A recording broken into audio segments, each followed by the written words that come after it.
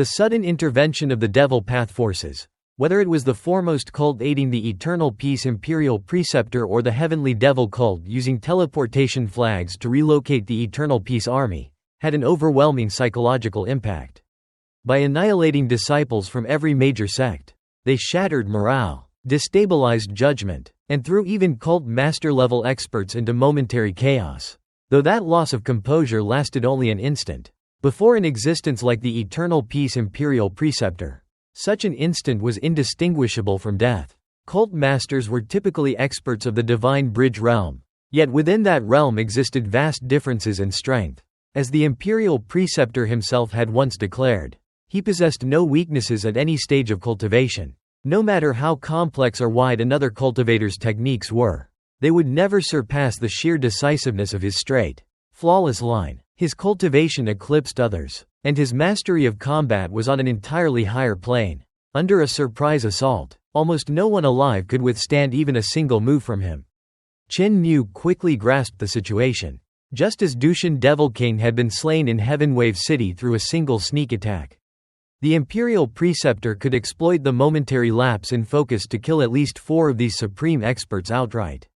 How many more he could seriously injure depended solely on his own capacity. However, despite the brilliance and terror of this clash, one that showcased the pinnacle of the world's power, very few spectators could truly understand what was happening. Among the hundreds present, only the left and right guardians of the heavenly devil cult could clearly follow every exchange. Even the hall masters of the 360 halls struggled to perceive the movements. Qin Mu strained his eyes, but all he could see were afterimages and streaks of divine light. Each fading trail of radiance marked the death of another powerful figure. Eventually, only 8 figures remained on the battlefield.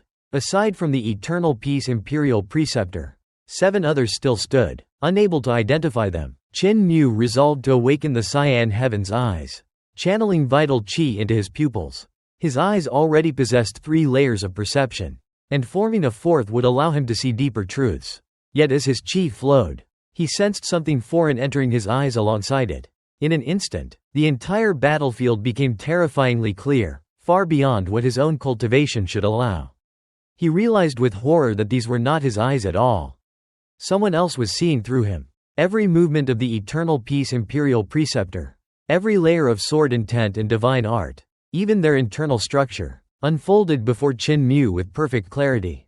This vision belonged to another consciousness borrowing his senses. Recalling the summoning of Dushan Devil King in Heavenwave City, Qin Mu understood the truth. A fragment of Dushan Devil King's consciousness and magic power still lingered within him. Severed from its source but not destroyed. Suppressing his fear, Qin Mu chose silence, as long as he remained cautious. This intrusion could become an advantage. Through these borrowed eyes, he could witness techniques and insights that might otherwise remain forever beyond his reach. At last, he could see the battle clearly. The imperial preceptor wielded no physical sword, his blade was pure vital qi. Constantly shifting, gathering, and dispersing, flames of divine radiance surrounded him like a living god. Even the simplest sword forms, when executed by him, became incomparably profound, layered with calculations and transformations of staggering complexity. Qin Mu recognized the foundation of Dao Sect's Dao sword within those movements. Supported by terrifying mathematical precision rooted in the canon of supreme mystery. Facing him were the strongest survivors of the old generation, Teacher Por, Wanderer Li, and True Lord Tian. Each radiated the presence of an ancient god. Teacher Por wielded a massive brush-like artifact. Wanderer Li's sword skills were elegant yet outdated. True Lord Tian unleashed monstrous dragon-like insects refined from venomous creatures. Yet all of these fell, one after another, beneath the imperial preceptor's sword. Beyond them stood 4 more survivors. Qi Dao of the Beggar sect used the elusive 100-pore mystery technique, shifting between corporeal and incorporeal existence. Spiritual Master Dao Quan remained alive either through caution or mercy. Venerable Ji Kong of Great Strength Monastery was gravely wounded and near collapse. The final figure, a bronze-masked man, was the most enigmatic. His 9 Dragons Monarch technique revealed him as a royal of the Ling family, wielding divine arts of overwhelming power and countless transformations. Despite this, the imperial preceptor refrained from killing him outright. hinting at political restraint. Before Qin Mu could process this revelation, an immense aura surged from the west. Mount Meu appeared. An enormous spiritual apparition composed of countless monks descended upon the battlefield. Crowned by a golden Buddha radiating boundless light, old Buddha Rulai of Great Thunderclap Monastery himself, leading his entire host. The moment their presence was felt, the imperial preceptor struck decisively, killing Venerable Ji Kong in a single blow. As Mount Meu hovered above, both sides exchanged cold insults, bald donkeys, and evil creatures of the devil path. Their mutual hostility laid bare. Watching this convergence of titanic forces, Qin Mu could only think with uneasy irony that the relationship between the Heavenly Saint cult and Great Thunderclap Monastery was not merely strained, but on the brink of explosive conflict. The confrontation begins amid sharp verbal clashes between powerful figures. Right Guardian Shui Baiye mocks her opponents with crude insults, her scorn echoing through the sky, while a bodhisattva coldly retorts that words are all she has left. The atmosphere is tense but stagnant, a continuation of hostilities that have dragged on for centuries.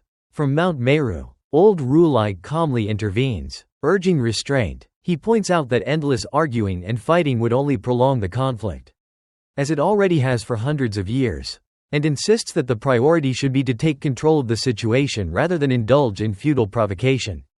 As the phantom of Mount Meu descends toward the battlefield, the Eternal Peace Imperial Preceptor is still engaged in fierce combat, attempting to eliminate the remaining rebel masterminds before Buddhist forces arrive. Old Rulai's voice reaches the battlefield, politely asking for a favor.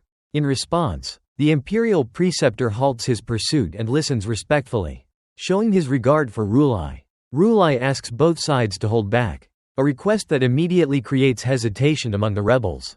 True Lord Tian, gravely injured, demands to know whether Rulai intends to cooperate with the Empire to eradicate them. Rulai denies this, repeatedly shaking his head when accused of aligning with the Eternal Peace Empire or betraying the cultivation world. Instead of giving a direct answer, he explains his true purpose, to resolve hatred through compassion. He argues that continued conflict will only destroy heroes and erase ancient legacies, and proposes that all sides put an end to their karmic entanglements by transforming hostility into goodwill. Rulai then appeals directly to the Imperial Preceptor, reminding him of their past connection. Long ago, when the Imperial Preceptor was still young and wandering the world in search of enlightenment, Rulai had guided him without prejudice. The Imperial Preceptor acknowledges this debt, calling himself half a disciple of the Great Thunderclap Monastery, but voices his concern. Sparing these rebels may mean releasing dangerous enemies who could rebel again and cause further bloodshed. Rulai responds with a bold proposal. He will take responsibility by converting the rebels to Buddhism and forbidding them from ever interfering in worldly affairs again. The Imperial Preceptor does not immediately respond, while Rulai turns to Teacher Poor and the others, asking whether they are willing to lay down their weapons and abandon their lifelong ambitions. True Lord Tien scoffs, arguing that this is the perfect opportunity to unite forces and destroy the Imperial Preceptor, warning that Buddhism itself will be next once the rebels are gone. Rulai calmly refutes this, explaining that Buddhism does not depend on political favor or military survival. As long as faith exists, Buddhism will endure. He gives them a choice: abandon hatred and follow him, or part ways forever. At this moment, reinforcements from the Eternal Peace Empire arrive, hundreds of battle-hardened generals, radiating killing intent. Duke Wei loudly urges the Imperial Preceptor to seize the opportunity and eliminate both the rebels and Rulai, suspecting Buddhism of exploiting the chaos to expand its influence. The Imperial Preceptor stops him, stating that mediation is preferable and admitting that he himself is injured. He declares his trust in Rulai's word, believing that Rulai will honor his promise. Faced with no alternatives, Teacher Poor and the others agree. They understand that without Rulai's protection, they will certainly die. Rulai formally accepts them into Buddhism and declares that by abandoning illusion and hatred, they may yet achieve the Tao. However, the Imperial Preceptor then points to the bronze-masked man and firmly states that this individual must remain behind. The demand is absolute. Rulai realizes that this man has no fate with Buddhism. After a brief moment of hesitation, the others follow Rulai to Mount Meu, apologizing silently as they leave the bronze-masked man behind. The man himself laughs bitterly and asks how the imperial preceptor intends to deal with him. When told he will be escorted to the capital to meet the emperor, he understands the true implication. Such a meeting would shake the empire to its core. Knowing that his identity, likely a highly placed member of the Ling royal family, would bring disgrace, political chaos, and possibly civil war if revealed, the bronze-masked man chooses death. He shatters his own mask and destroys his face before killing himself, ensuring that his true identity remains unknown. His body remains standing even in death. Observers, including Qin Mu, instantly grasp the deeper political truth. The imperial preceptor deliberately forced this outcome. Bringing the man alive to the capital would have undermined the emperor's authority and elevated the imperial preceptor's prestige beyond the throne, potentially tearing the empire apart. By allowing the suicide, both the imperial preceptor and the Ling family are spared humiliation. This reveals that the imperial preceptor does not desire the throne, only the fulfillment of his greater ambition, achieving immortal merit and becoming a saint. With the matter resolved, Rulai formally takes his leave, and the imperial preceptor returns the courtesy. As Mount Meu departs westward, the bronze-masked man's remains are handled with solemn efficiency.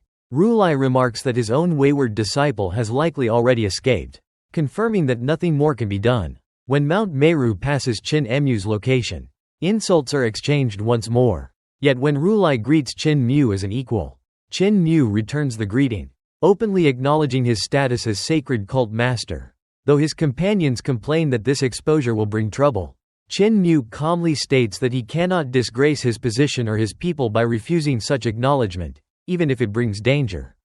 The scene closes with irony and tension intact.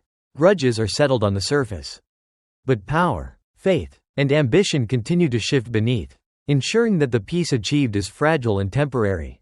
The arrival of Mount Meu triggered deep unease among the assembled powers. A bodhisattva, filled with regret, questioned why they had not seized the chance to strike when Eternal Peace imperial preceptor was rumored to be injured. Old Rulai responded calmly with a question that cut to the core of the matter. Was the injury real or fake? The bodhisattva could not answer. Old Rulai then revealed the truth. Those who believed the imperial preceptor was injured had already lost, and some had paid with their lives. The catastrophic defeat suffered by Teacher Por and the others stemmed precisely from this belief. Spiritual Master Dao Quan was filled with guilt. From Qin Mu's medicinal residue, he had deduced that the imperial preceptor was gravely injured, and this deduction had guided everyone toward choosing open martial confrontation. Yet the situation was more complex. The ambush carried out by three legendary old monsters, Teacher Por, Wanderer Li, and True Lord Tian, should indeed have caused severe injuries. These three were peak existences of the era, both in cultivation and reputation. Even a once-in-500 years genius like the imperial preceptor should not have been able to escape unscathed. Numerous details reinforced this assumption. His shortened lectures at the imperial college, the use of incense to mask the stench of wounds, the Dragon Rider sect's Dragon King leaving his manor unharmed, and the relapse of injuries during his battle with Wanderer Zhen. All signs pointed toward prolonged recovery, even with Qin Mu's treatment. But old Rulai made it clear that all of this had been part of a meticulously laid scheme from the very beginning. There were never truly two choices, only one path, designed to manipulate everyone involved. He explained that a genius who appears once every 500 years is not defined solely by talent or comprehension, but by strategy and foresight as well. Such a person either becomes a saint who stabilizes the world or a devil who defies all order. Calling the others fools, old Rulai implied that they had underestimated the imperial preceptor's depth. The discussion then turned to the heavenly devil cult. Old Rulai revealed that its new cult master was none other than the young man who had previously greeted him, Qin Mu. He lamented that fate had almost drawn Qin Mu to Great Thunderclap Monastery, but destiny had slipped away at the last moment. This revelation shocked everyone present on Mount Meu, confirming that Qin Mu stood at the center of forces far greater than most realized. Elsewhere, Duke Wei questioned the imperial preceptor about Mount Meu's sudden appearance, suspecting that Great Thunderclap Monastery had merely taken advantage of the chaos to rescue Teacher Por and strengthen its own influence. The imperial preceptor admitted that old Rulai's actions were expected and claimed he had been too injured to stop him. Duke Wei, deeply suspicious, Directly asked whether the injuries were real, the imperial preceptor insisted they were, though Duke Wei openly refused to believe him, pointing out that everyone who had trusted his words now lay dead. Their conversation turned political and dangerous. Duke Wei hinted at internal turmoil within the Ling royal family and even suggested that the imperial preceptor should take the throne himself, arguing that his achievements left the emperor with nothing left to reward him. The imperial preceptor reacted with killing intent, firmly rejecting the idea. He stated that his loyalty lay with the emperor and that he sought only to fulfill his lifelong aspiration, not power. Nevertheless, Duke Wei warned that future rulers, especially the crown prince, might not understand or trust him as the current emperor did, and that those under his command might push him toward the throne for their own advancement. The imperial preceptor ended the discussion, ordering Duke Wei to finish suppressing the rebellion while he sought treatment. After leaving Mount Meu, Qin Mu and the others regrouped with the imperial preceptor. Despite repeated doubts and sarcastic questioning, especially from the dragon Qilin, the imperial preceptor insisted his injuries were real. Upon reaching Hidden Fog City, Qin Mu finally examined him thoroughly and discovered the shocking truth. Over 100 injuries riddled the imperial preceptor's body. Most were internal, involving venom, damaged divine treasures, and even soul wounds. Each divine treasure, spirit embryo, 5 elements, 6 directions, 7 stars, celestial being, life and death, and divine bridge, had suffered unique and severe damage. Treating these injuries tested Qin Mu's medical skill to its limits and offered him rare insight into the mysteries of divine treasures. With limited resources, Qin Mu devised a complex treatment plan using available herbs, needles, and a massive medicinal steamer. As treatment progressed, the imperial preceptor unexpectedly mused about whether he should accept rewards like gold or women if offered. Qin Mu bluntly advised him to take them, questioning his lack of family, wealth, or heirs. The imperial preceptor responded with detached indifference, claiming devotion to heaven's law over personal desire. After half a month of arduous treatment and travel through multiple cities, the imperial preceptor's condition improved, though some injuries still required rare spirit herbs only available in the capital. Upon arriving there, they found the empire draped in mourning. North Garrison King Ling Yinfeng, 8th imperial uncle, had passed away. A revered war hero and younger brother of the former emperor, he had played a crucial role in founding the Ling Empire and securing Emperor Yangfeng's ascension. His death confirmed Duke Wei's earlier suspicions and marked another quiet but significant shift in the empire's balance of power. The scheme of the imperial preceptor, the manipulation of belief, and the silent reshaping of destiny continued to ripple across the world. Unseen by most, but irreversible,